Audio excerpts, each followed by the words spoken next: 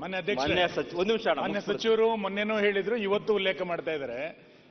ಎತ್ತಿನ ಹೊಳೆ ಯೋಜನೆಯಿಂದ ನಿರೀಕ್ಷೆ ಮಾಡಿದಷ್ಟು ನೀರು ಸಿಗ್ತಾ ಇಲ್ಲ ಅನ್ನುವಂತ ಮಾತನ್ನು ಇವತ್ತು ಉಲ್ಲೇಖ ಮಾಡ್ತಾ ಇದ್ದೀರಿ. ಆಕ್ಚುಲಿ ಎತ್ತಿನಹೊಳೆ ಬಗ್ಗೆ ಏನು ಅಂತಂದ್ರಿ ಹೇಳಿ. ಯಾಕೆಂತಂದ್ರೆ ಎತ್ತಿನಹೊಳೆ ಕೆಲಸ ಕಾಮಗಾರಿ ನಡೀತಾ ಇದೆ, ಅಲ್ಲಿ ಎಷ್ಟು ನೀರು ಲಿಫ್ಟ್ ಮಾಡ್ಲಿಕ್ಕೆ ಇವತ್ತಿನ ಫೀಸಿಬಿಲಿಟಿ ಇದೆ, ಆ ಯೋಜನೆ ಏನು ಒಂದ್ಸರಿ ಗೊತ್ತಾಗ್ಬೇಕಲ್ಲ. ಯಾಕೆ ನಮಗೆ ಕ್ಲಾರಿಟಿ ಸಿಗ್ತಾ ಇಲ್ಲ ಅದ್ರ ಬಗ್ಗೆ. ಸುನೀಲ್ ಕುಮಾರ್ ಮಾತಾಡಿರೋದ್ರಲ್ಲಿ ಈ has A point. Actually Sadananda ಗೌಡ್ರ ಕಾಲದಲ್ಲಿ ಅದಕ್ಕೊಂದು ಬ್ಲೂ ಪ್ರಿಂಟ್ ರೆಡಿ ಮಾಡಿ ಕೊನೆಗೆ ಸಿದ್ದರಾಮಯ್ಯನವ್ರ ಕಾಲದಲ್ಲಿ ಭೂಮಿ ಪೂಜೆ ಮಾಡಿ ಇಲ್ಲಿವರೆಗೂ ಬಂದಿದೆ.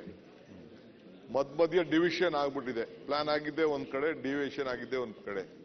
ಇನ್ನ ಇವರ ಕೊರಟಗೆರೆ ದೊಡ್ಡಬಳ್ಳಾಪುರದಿಂದ ಈಚೆ ಬರಕ್ ಆಗಿಲ್ಲ. ಬೊಮ್ಮಾಯಿಯವ್ರ ಕಾಲದಲ್ಲಿ, ಯಡಿಯೂರಪ್ಪನವ್ರ ಕಾಲದಲ್ಲಿ ಚಿಕ್ಕಬಳ್ಳಾಪುರಕ್ಕೆ ಕೋಲಾರದು ಕೆಲಸ ಆರ್ಡರ್ ಮಾಡ್ಬಿಟ್ಟಿದ್ದಾರೆ. ನಾನು ಹೋಲ್ಡೆಡ್ ಇಟ್. ಕೆಲಸ ಮಾಡೋದ್ ಬೇಡ, ಫಸ್ಟ್ ನೀರು ಈಚೆ ತೆಗಿಯೋಣ, ತಂದು ಅಟ್ಲೀಸ್ಟ್ ತುಮಕೂರವರೆಗೂ ಈಚೆ ಬಿದ್ದ ಮೇಲೆ ಆಮೇಲೆ ಮಿಕ್ಕಿದ ಕೆಲಸ ಮಾಡೋಣ. ಇಲ್ಲ ಅಂತಂದ್ರೆ ಸುಮ್ಮನೆ ಅದನ್ನೆಲ್ಲ ಕೆಲಸ ಮಾಡ್ಕೊಂಡು ಕೂತ್ಕೊಂಡ್ರೆ ಏನು ಪ್ರಯೋಜನ ಆಗೋದಿಲ್ಲ ಅಂತ ಹೋಲ್ಡ್ ಔಟ್ ಮಾಡಿದ್ವಿ. ಆ ಪವರ್ ಪ್ರಾಬ್ಲಮ್ ಎಲ್ಲ ಸಾರ್ಟ್ ಔಟ್ ಮಾಡಿದ್ದೀನಿ. What ever the power. ಆ ಮಧ್ಯದಲ್ಲಿ ಅವ್ರು ಯಾರೋ ಗಲಾಟೆ ಮಾಡ್ಬಿಟ್ಟು ನಿಲ್ಲಿಸ್ಬಿಟ್ಟಿದ್ದು, ಅದನ್ನು ಹೋಗಿ ಡೆಪ್ಟಿ ಕಮಿಷನರ್ಸು ಫಾರೆಸ್ಟ್ ಅವ್ರನ್ನೆಲ್ಲ ಸೇರಿ ಸಾರ್ಟ್ ಔಟ್ ಮಾಡಿದ್ವಿ. ಒಂದಿನ ನಿಮ್ಮ ಜಿಲ್ಲೆ ಶಾಸಕರ ಹತ್ರ ಸಪ್ರೇಟ್ ಆಗಿ ಮಾತಾಡ್ಬೇಕು. ನಾನು ನಿಮ್ಮಲ್ಲಿ ಉಡುಪಿ ಇಬ್ಬರ ಹತ್ರ ಸಪ್ರೇಟ್ ಆಗಿ ಮಾತಾಡ್ಬೇಕು. ಯಾಕೆಂದ್ರೆ ಏನೇ ಸೋರ್ಸ್ ಇದೆ ಅದು ಬರೀ 20 ದಿನ, ಒಂದ್ ತಿಂಗಳಿಗೆ ನನ್ನ ಪ್ರಕಾರ ಆಸ್ ಎ ಫಿಸಿಕಲಿ 25 ದಿನಕ್ಕೆ ಸ್ಕೀಮ್ ಕ್ಲೋಸ್ ನೀರು ಕ್ಲೋಸ್ ಆಗೋಗ್ಬೋದು ಅನ್ನೋದು ಒಂದು ಮಾಹಿತಿ ನನಗೆ ಬ್ಯಾಕ್ ಗ್ರೌಂಡ್ ಅಲ್ಲಿ ಕೊಡ್ತಾ ಇದ್ದಾರೆ. ಆಫೀಸರ್ಸ್ ಕೊಡೋದು ಬೇರೆ, ವಾಸ್ತವಾಂಶವಾಗಿ ನನ್ನಂತ ಅನುಭವ ಇದಕ್ಕೆ. ಅದಕ್ಕೆ ನಿನ್ನೆ ಕೂಡ ನಿಮ್ಮ ಅನೇಕ ಶಾಸಕರ ಹತ್ರ ಚರ್ಚೆ ಮಾಡಿದೆ. ನಿಮ್ಮ ಶಾಸಕರ ಹತ್ರ ಏನ್ ಮಾಡ್ಬೋದು, ನಿಮ್ಮ ಸಲಹೆಗಳು ಏನು ಅಂತ ಕೆಲವರೆಲ್ಲ ಚರ್ಚೆ ಮಾಡಿದ್ದೀನಿ. ಒಂದಿನ ನಿಮ್ಮವರು, ನಮ್ಮ ಮಲ್ನಾಡವರು, ಕರಾವಳಿ ಪ್ರದೇಶವರು ಕೂತ್ಕೊಂಡು ಸಪರೇಟ್ ಆಗಿ ಮಾತಾಡೋಣ. I will give as he said, I will give factual fact report ಕೂಡ ಒಂದು ರೆಡಿ ಮಾಡ್ತೀನಿ. ಈಗ ಮೀಟಿಂಗ್ ಕರೆದಾಗ ತಾವು ಪಾರ್ಟಿಸಿಪೇಟ್ ಮಾಡಿ, ಬಂದು ಡಿಲಿಬರೇಟ್ ಮಾಡಿ.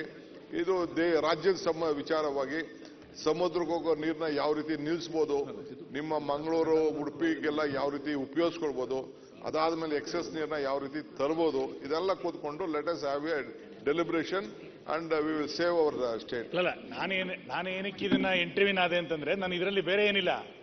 ಎತ್ತಿನ ಹೊಳೆ ಯೋಜನೆಯನ್ನ ಮಾಡಬೇಕಾದ್ರೆ ಬಯಲುಸೀಮೆಗೆ ಕುಡಿಯುವ ನೀರಿನ ಯೋಜನೆ ಅಂತ ಮಾಡಿತ್ತು. ನಮ್ಮ ಜಿಲ್ಲೆಗಳಲ್ಲಿ ಅದಕ್ಕೆ ಬಹಳ ದೊಡ್ಡ ವಿರೋಧ ಮಾಡಿದಾಗ ಇನ್ನೊಂದು ಜಿಲ್ಲೆಗೆ ಕುಡಿಯೋ ನೀರಿಗೆ ಅಡ್ಡಿ ಬರೋದು ಬೇಡ ಅಂತೇಳಿ ನಮ್ಮ ಜಿಲ್ಲೆಯ ಹೋರಾಟಗಳನ್ನ ಅವತ್ತು ಮಾಡಿದ್ರು ಕೂಡ ತಾತ್ಕಾಲಿಕವಾಗಿ ಹಿಂತೆಗೆದುಕೊಂಡಿತ್ತು.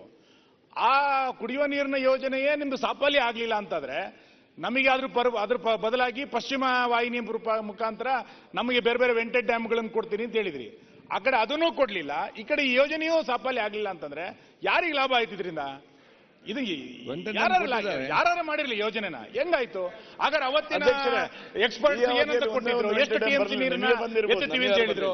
ಕೋಲಾರಕ್ಕೆ ಕುಡಿಯೋ ನೀರನ್ನ ಕೊಡಬೇಕು ಅಂತ ಸುಮ್ಮನೆ ಮಾತಾಡ್ಬೇಕಾದ್ರೆ ಸಮುದ್ರ ಪಾಲಾಗತ್ತೆ ಅಂತಂದ್ರೆ, ಸಮುದ್ರಕ್ಕೆ ಸರಿಯಾಗಿ ನೀರು ಹೋಗ್ಲಿಲ್ಲ ಅಂದ್ರೆ ಮೀನ್ ಸಿಗೋದಿಲ್ಲ. ಆಮೇಲೆ ಈಗ ಸುಮ್ಮನೆ ಸಮುದ್ರಕ್ಕೆ ಹೋಗೋ ನೀರೆಲ್ಲ ವೇಸ್ಟ್ ಅಂತ ಯಾವತ್ತೂ ಭಾವಿಸಬೇಡಿ.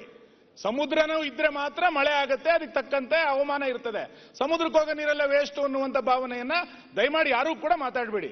ಹಾಗಾಗಿ ನಾನು ಕೇಳ್ತಾ ಇರೋದು, ಆ ಕಡೆ ಪಶ್ಚಿಮ ವಾಹಿನಿಯೂ ನಮಗಿಲ್ಲ, ಈ ಕಡೆ ನಿಮಗೆ ಕೋಲಾರ ಕುಡಿಯೋ ನೀರಿನೂ ಯೋಜನೆ ಇಲ್ಲ ಅಂತಂದ್ರೆ ಯಾರ ಕಾಂಟ್ರಾಕ್ಟರ್ ಅನ್ನ ಹೊಟ್ಟೆ ತುಂಬಿಸ್ಲಿಕ್ಕೆ ಇದನ್ನ ಮಾಡಿದ್ರಿ ಅಂತ.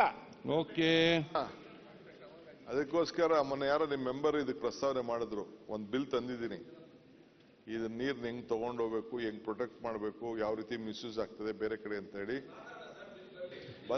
ಮಾಡಿದ್ದೀರಾ. ಡಿಸ್ಕಷನ್ ಕೊಡಿ ಅಂತ ಕೇಳಿದ್ವಿ ನಾವು. ಟೈಮ್ ಕೊಡಿ ಅಂತ ಕೇಳಿದ್ದೇವೆ. ಮಂಡಿಸಿದ್ದೀನಪ್ಪ. ಸರ್, ಇಲ್ಲ ಇದನ್ನ ತಗೊಂಡೋಗಿ ಸರ್, ನೀರು ಒಳ್ಳೇದು. ಸುರೇಶ್ ಗೌಡ ಆತ್ರ ಬಿಡಬೇಡ ನೀನು.